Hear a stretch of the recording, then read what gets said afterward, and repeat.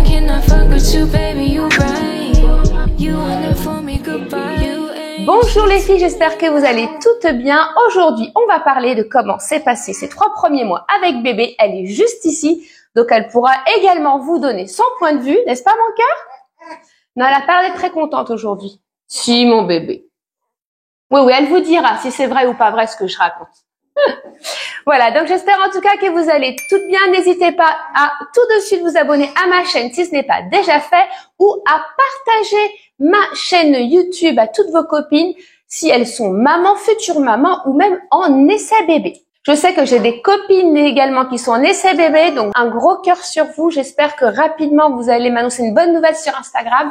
Je vous mets mon Insta juste ici pour toutes celles qui veulent me suivre. J'essaye de partager un maximum de choses en story et en post. Donc moi, je vais vous expliquer un petit peu comment s'est passé ces 3 premiers mois. Des périodes où tout va bien, il y a également aussi des périodes compliquées, il faut pas se le cacher. Voilà, donc moi je vais vous rétablir un petit peu la vérité sur certaines choses et surtout pour toutes celles qui sont enceintes, je vais vous donner 2-3 astuces qui, j'espère, pourront vous servir. Donc aujourd'hui, c'est le mois anniversaire de bébé, elle a tout juste 3 mois aujourd'hui.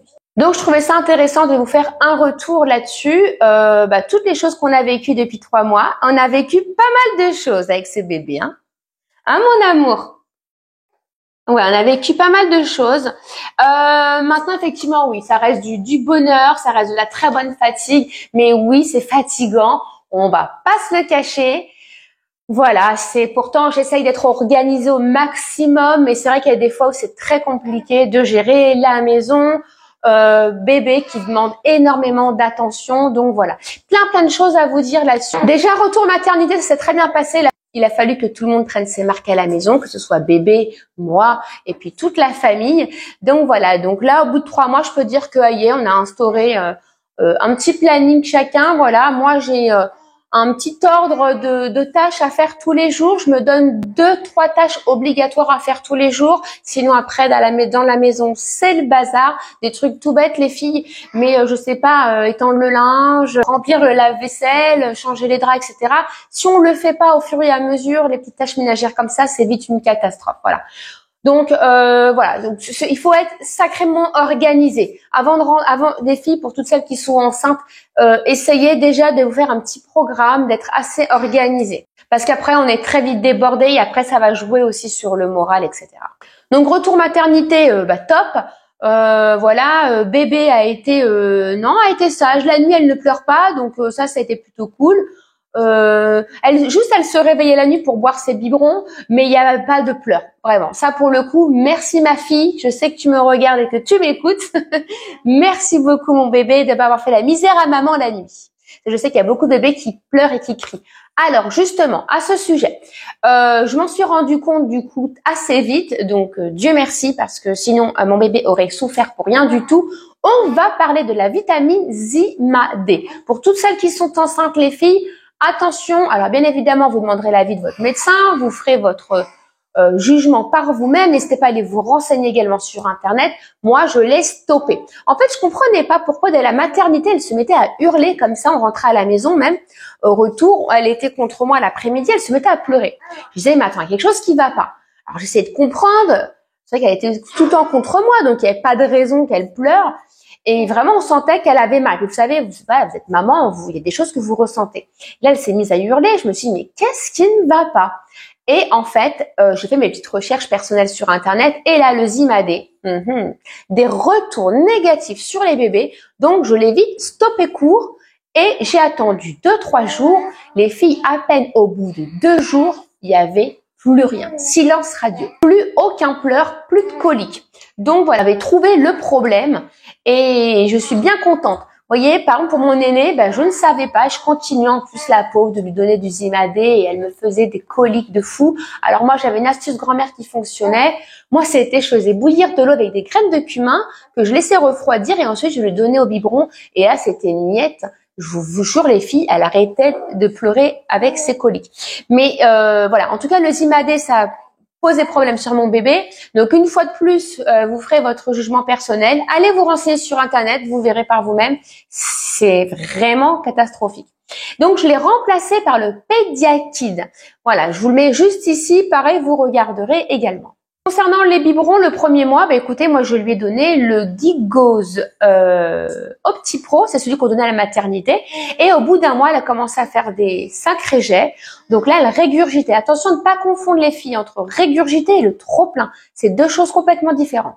Donc moi, c'est simple. Dès le premier jet, deuxième jet, hop, directement on est parti au pédiatre. Elle était adorable d'ailleurs cette pédiatre. En plus, j'étais en vacances. Donc, c'était pas son pédiatre de base, mais une charmante pédiatre qui m'a bien conseillé. Et on a changé de lait. Et là, pour le coup, j'ai pris du Gigose Geste. Voilà. Alors, l'avantage avec ce lait-là, c'est que je n'ai pas eu besoin de changer de tétine parce qu'il c'est pas encore du lait épaissi. Il est un peu plus épais que le classique, mais il n'est pas aussi épais que le anti-régurgitation, par exemple, où là, il faut carrément changer de tétine. Et je vous avoue que flemme. Donc là, vous voyez, par exemple, elle a 3 mois, elle boit du 180 millilitres.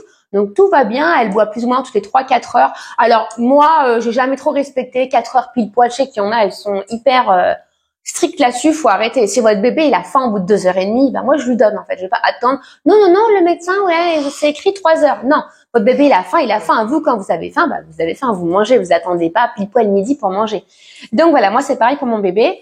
Et au final, bah, elle est en bonne santé, tout va bien, mais elle a encore du trop-plein. Et là, pour le coup, elle régurgite pas, mais elle a un trop-plein. Donc, bah, c'est normal, tant pis. Donc, c'est vrai que c'est un petit peu, quand même des inconvénients. Vous voyez, par exemple, j'ai mis une robe, là, elle m'a vomi, donc j'ai dû nettoyer. À longueur de journée, il faut changer les bodys. Ah, les filles. Ça, les filles, achetez-en, mais par centaines. Mais je crois que j'en ai même pas assez. Alors, j'ai pris, ça, je l'ai pris sur Chine, des petites lavettes. Elles sont trop bien, 100% coton. Donc ça, je me le mets comme ça, une fois qu'elle a bu son biberon, pour pas me salir, n'est-ce pas? Ou je m'en sers pour l'essuyer. Et ensuite, pareil, sur Chine, j'ai acheté des jolis bavoirs tout blancs. Parce qu'en fait, non mais monsieur il n'aime pas tout ce qui est coloré, motif et tout. Et il m'a dit, prenez des bavoirs blancs. Je dis bavoirs blancs, mais j'en trouve pas. Bah écoutez, j'en ai trouvé sur Chine. Et en fait, ce qui sont bien, c'est que vous avez deux petits boutons pour régler. Ils sont hyper épais, donc déjà ils transpercent pas non plus sur les vêtements. Et puis ils sont blancs, donc c'est plutôt joli. Voilà. Et les 10, je les ai payés, je crois, 5 €, quelque chose comme ça. Mais ils sont bonne qualité les filles. Donc voilà, moi j'ai pris ceux-là plus les petites lavettes. Après, j'avais ça, et ça c'est des anciens. C'est ma mère qui m'a donné ça. Ceux-là, ils sont vieux. Ça se voit, ils datent des années 90-2000. Mais c'est pratique pour l'essuyer, etc. Mais ouais, ça c'est franchement le côté qui est pénible, on va pas se le cacher. En fait, c'est ça en fait qui est hyper prenant, limite, c'est plus fatigant pour moi, c'est ça. Vous la changez, elle est toute propre, elle régurgite trop plein. Oh non, faut la rechanger. Vous la nettoyez, tout. En plus, je nettoie bien le cou, très important, les filles, de bien nettoyer. Il y a toujours plein du lait collé et tout. Et ça, c'est une horreur pour moi. J'aime bien quand son petit cou, il est tout sec, tout propre. Et là, rebelote. Je dis, oh, non. Quand vous sortez de la maison, tout le monde est prêt. C'est bon, on y va? On y go. Je dis, non. Voilà. Elle choisit toujours ses bons moments. Donc ça, c'est vrai que c'est assez fatigant tous les jours. Pareil, dès que vous vous habillez, vous, à chaque fois, elle vous salit et tout. Donc bon, bref. Mais à chaque fois, je crois qu'elle choisit beaucoup les t-shirts de papa. En plus, il met beaucoup de noir comme moi à chaque fois. Mais je lui dis, mais c'est pas possible. Je lui dis, mais t'as dû la secouer, c'est pas possible. T'as dû jouer avec. Il me dit, non, j'ai rien fait. Elle a le don pour lui salir ses t-shirts, le pauvre. Hein? Ça la fait rire peut-être, je sais pas. C'est vrai que voilà, s'occuper de bébé H24 à la maison, c'est très compliqué. Voilà, comme je dis toujours, après c'est de la bonne fatigue, on ne se plaint pas, Dieu merci. Mais voilà, il faut être ultra organisé les filles. Il y a eu un moment effectivement où j'ai craqué, j'ai été très fatiguée, voilà, je me suis mise à pleurer, j'étais complètement dépassée dans la maison. J'avais du retard de linge, enfin des choses toutes bêtes. Peut-être pour certains ne stressent pas, moi en tout cas ça me stresse quand les choses ne sont pas bien à leur place. Et voilà, donc ça a été une fatigue, une grosse fatigue. Donc j'ai ma maman qui est venue à ma rescousse, qui est venue passer quelques jours à la maison, qui m'a repassé tout le linge. Merci maman, parce que franchement c'était compliqué. Elle me regarde là. Oui. Tu me regardes, qu'est-ce que tu te dis? Voilà, et j'ai eu la chance aussi de me faire une petite sortie. Ça m'a fait un bien fou de sortir un soir. sans bébé, oui, d'aller danser, manger au restaurant, etc. Et ça, franchement, les filles, ça fait du bien au moral et c'est hyper important. Surtout, je rappelle également, ne pas se laisser aller, les filles. Faites attention à vous maquiller, vous. Faites vos brushings, vos boucles. Essayez de vous habiller jolie à la maison, etc. C'est hyper important parce que moi, il y a des moments, je suis pas non plus tout le temps comme ça, mais par exemple, dimanche, j'ai même pas eu le temps de m'habiller. J'étais en mode pyjama, les cheveux pas faits, pas maquillés. Franchement, je regarde dans le miroir, je fais non, là c'est chaud. Je fais non, non, non. Je m'interdis de rester comme ça à la maison parce que même pour le moral, c'est pas bon, quoi. Pour celles qui reprennent le boulot, les filles, au bout de 3 mois, mais vous êtes des championnes. Je ne sais pas comment vous faites. Alors certaines, elles n'ont pas le choix, mais franchement, mes gros cœurs sur vous, les filles, parce que je serais incapable de laisser mon bébé là à 3 mois. Après, c'est un choix de ma part aussi, que je n'ai pas voulu reprendre le travail tout de suite. Je n'ai pas voulu parce que je préfère garder mon bébé, en profiter parce que je sais pour le coup, pour avoir déjà un premier, que le temps passe très vite. Et on perd ces moments qui sont si importants. Et non, je pourrais pas la laisser. En plus, avec tout ce qu'on entend dans les crèches ou les assistantes maternelles, je ne pourrais vraiment pas la laisser. Et je trouve qu'à cet âge-là, c'est tellement tôt, 3 mois. Il devrait au moins faire le congé, vous savez, au moins 6 mois. C'est trop tôt, 3 mois. Je veux dire, c'est encore tout fragile. Ça a besoin de tellement d'attention. Moi, je vois qu'elle dort tout le temps dans mes bras. Je l'endors, je la câline, je la berce. Et je me verrais pas la laisser comme ça à la crèche parce que je sais très bien que dans la crèche, ils ont pas le temps de s'en occuper. Mais même chez une assistante maternelle, c'est pas vrai. Je vois pas l'assistante maternelle la câliner comme ça toute la journée, la bercer, lui faire des câlins H24. C'est pas vrai. Elle est posée sur le transat, le bébé, et c'est tout. Et la journée, elle passe. Et non, ils ont besoin de trop d'attention à cet âge-là. Moi, j'essaye aussi de lui faire des petits, vous savez, des petits moments d'éveil. C'est très important. J'essaye aussi de lui faire des petits moments d'éveil. 15 minutes, 30 minutes par jour, c'est très important. Des petites balades aussi en extérieur, en poussette. Enfin voilà, on essaye de tout faire pour l'éveiller un maximum parce que c'est vrai que même vous, quand vous allez rester comme ça enfermé entre 4 murs, c'est très compliqué. En plus, moi personnellement, je suis en appartement, donc voilà, on n'a pas d'extérieur. Et encore, quand tu as un jardin, c'est sympa parce que du coup, tu peux aller aussi prendre l'air dehors. Même pour vous, hein, les filles, hein, franchement, prenez une petite heure dans la journée, mais allez dehors, allez vous balader, marcher avec bébé, c'est hyper important. Concernant du coup pendant les 3 premiers mois les filles, n'oubliez pas de faire la rééducation du périnée. Alors moi j'avais la rééducation abdominale à faire. Alors pour toutes celles qui ne me suivent pas sur Instagram, allez-y, je vous mets en live mes rééducations, mon avant-après pour toutes celles qui ne savent pas. Mais je faisais beaucoup de sport, j'en ai fait jusqu'au 9e mois de grossesse. Hein, maman faisait du squat avec toi dans le ventre. Hein. Eh oui, oui, tu te rappelles hein. Donc voilà, donc c'est hyper important aussi de faire sa rééducation et vous verrez sur mon Insta justement, j'en parle et je vais vous montrer mon avant-après. Parce que là, je suis en plein dedans. D'ailleurs, ce matin, j'ai pas pu aller et je reportais à jeudi parce que c'était trop compliqué avec bébé. Elle dormait à 8h. J'avais rendez-vous à 9h. Fallait que je prépare bébé. Je les ai appelés. J'ai dit non, pardon, je suis désolée, mais je pourrais pas venir. Mais c'est pas grave. Hein, je vais quand même dans 2 jours. Hein, je reportais. J'ai 10 séances en tout à faire. Alors, petit conseil, choisissez un kiné qui est assez équipé, plutôt moderne au niveau des machines, c'est hyper important parce que vous verrez sur mon Insta, je vous montre, bon allez, je vous fais une petite fleur, je vous montre ici. Voilà, moi c'est des machines comme ça en fait. Et c'est simple, hein, c'est 2 grosses machines qu'on met et ça vous fait un peu comme des petites électrodes et vous réglez l'intensité. Et ça, c'est hyper important. Du coup, on a fait des photos avant-après. J'ai trop hâte de voir le résultat. Et pareil, rééducation également du périnée. Moi, j'ai la chance d'avoir une kiné qui utilise plutôt des machines plutôt modernes et récentes. Mais vous voyez, par exemple, la dernière fois, je parlais avec une maman. Je lui dis, t'as fait ta rééducation abdominale? Oui, je l'ai fait chez moi. Mais non, en fait, va chez ton kiné.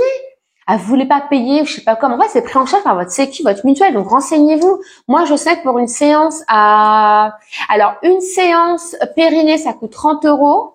Je suis remboursée 30. Et séance abdominale, je crois qu'il doit me rester peut-être 10 € à ma charge. Mais après, renseignez-vous avec votre mutuelle. Mais c'est tellement dommage de passer à côté de ça parce que c'est ultra efficace. Hein. Après, au niveau des nuits, je ne vais pas vous dire que je suis ultra fatiguée. Elle se levait quand même 1 fois ou 2 la nuit. Mais comme elle ne pleure pas, c'est pas un bébé qui a pleuré ou qui pleure encore, donc ça va. Là, les filles, je suis contente. Eh ben, on dirait qu'elle a fait exprès. Nous, ça fait deux jours de suite, non, 3 jours de suite. Donc vraiment pour ces 3 mois pile poil où elle fait ses nuits. Voilà. J'en avais plein qui me disaient sur Insta, elle fait pas encore ses nuits, ta fille? Bah non, elle fait pas encore ses nuits en fait. Enfin, je sais pas, c'est pas une obligation de faire ses nuits à 1 mois, 2 mois. Faut pas stresser là-dessus, les filles. Je suis, oh, elle fait pas ses nuits, je comprends pas. Non, mais, les filles, c'est normal, c'est un bébé. Donc oui, elle a faim. Moi, elle se levait à 1h, 5h, des fois 3h. Donc voilà, donc non stress pareil, hein, les filles, hein, si elle fait pas ses nuits, bah c'est normal, c'est comme ça, c'est le jeu.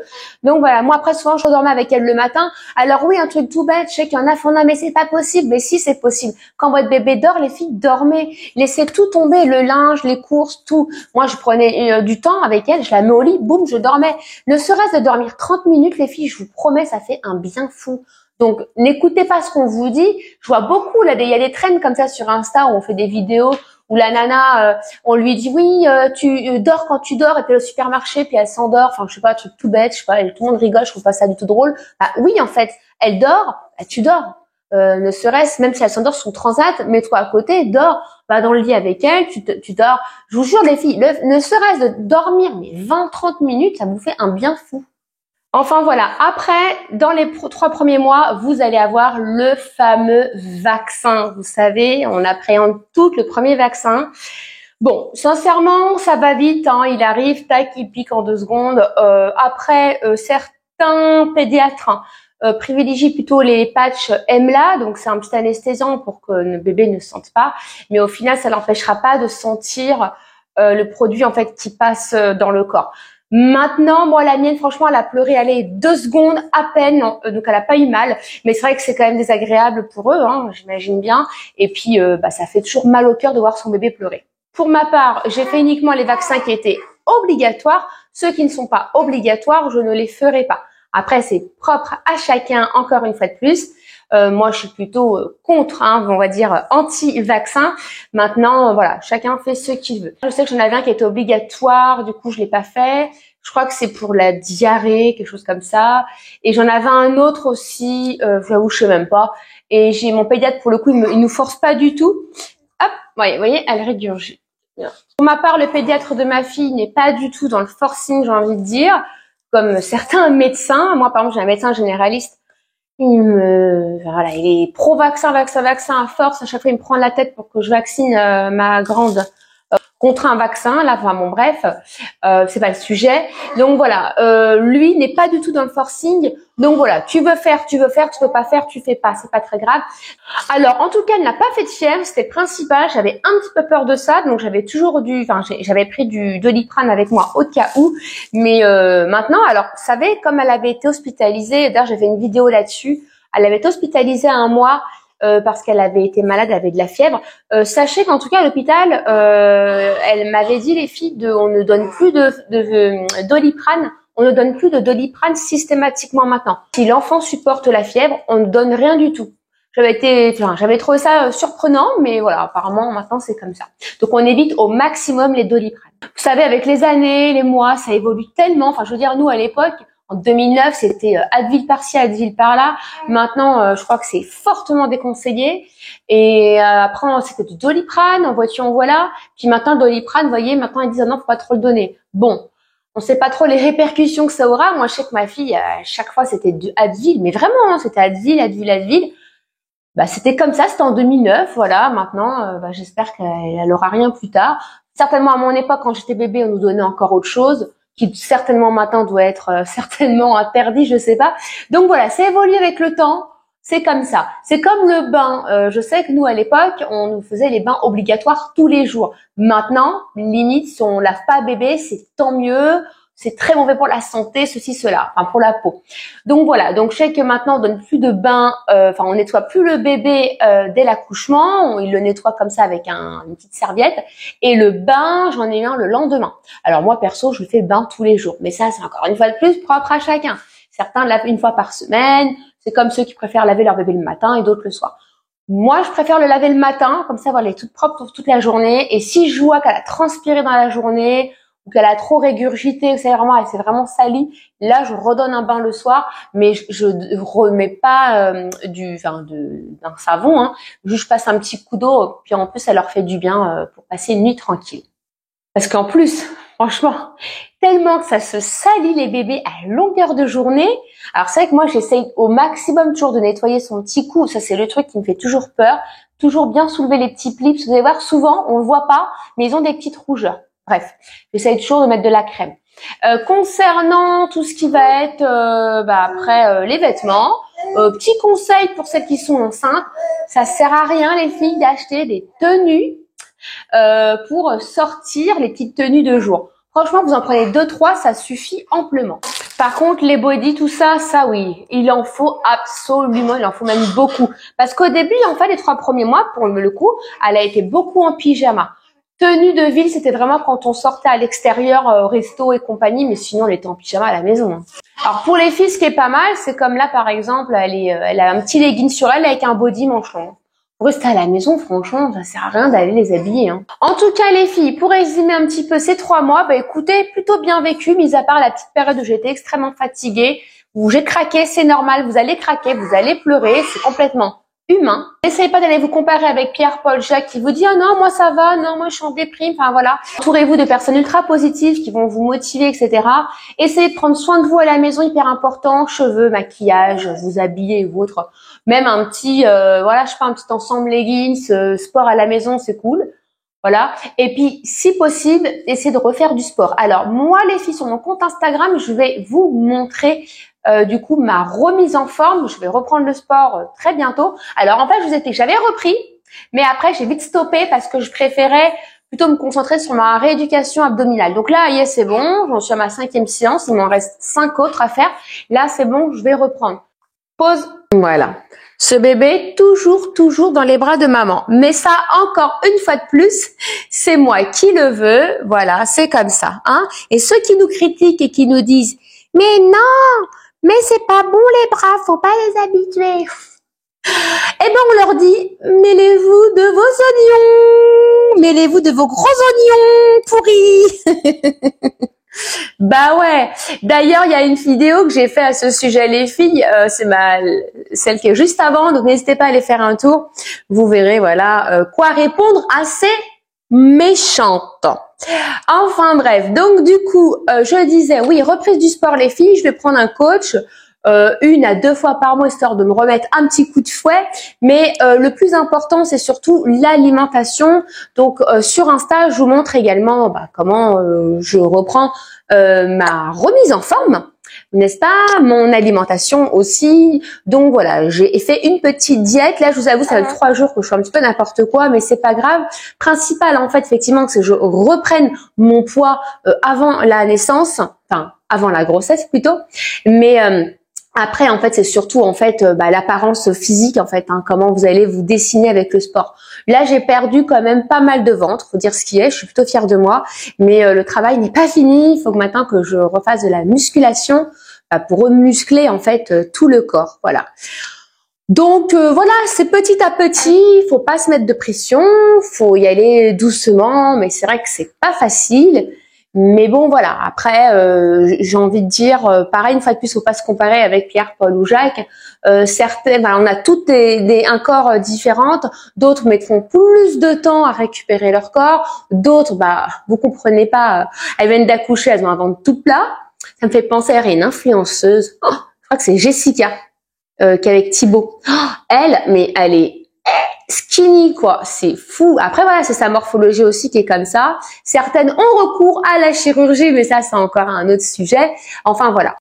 Mais n'hésitez pas à me mettre en commentaire, les filles, vous, comment vous avez vécu du coup les premiers mois avec bébé. Est-ce que ça s'est très bien passé à la maison? Au contraire, est-ce que vous êtes en dépression? Je sais que le postpartum peut être très violent pour certaines. Après, moi, je trouve qu'il faut pas rentrer non plus trop dans ce système-là. Il faut vraiment très vite se remettre en forme.